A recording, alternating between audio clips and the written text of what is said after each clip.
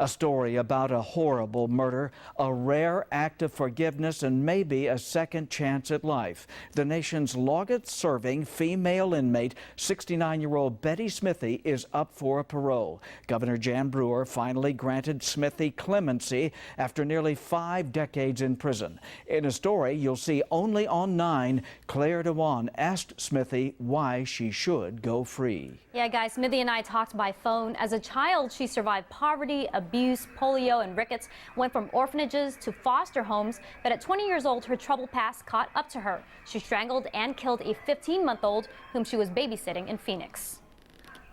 Smithy still got into trouble behind bars. She escaped prison several times and had disciplinary problems. She says the turning point came in 1983.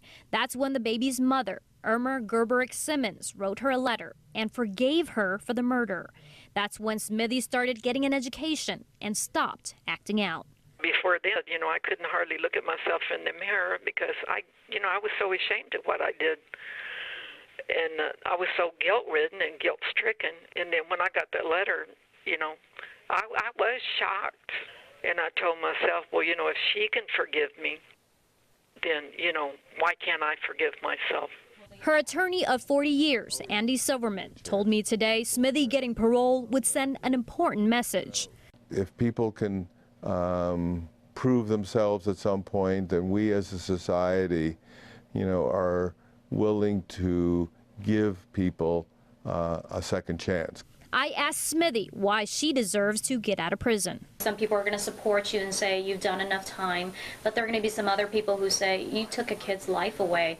Why should you be given a second chance? I don't excuse what I did, and I never will.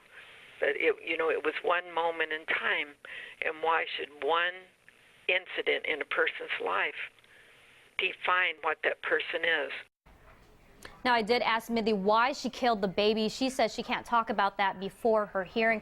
Her fate now, though, rests in the hands of the 5-member clemency board, who will decide on Monday. Claire, I'm certain that factoring into their decision is who will take care of Smithy if she gets out of prison.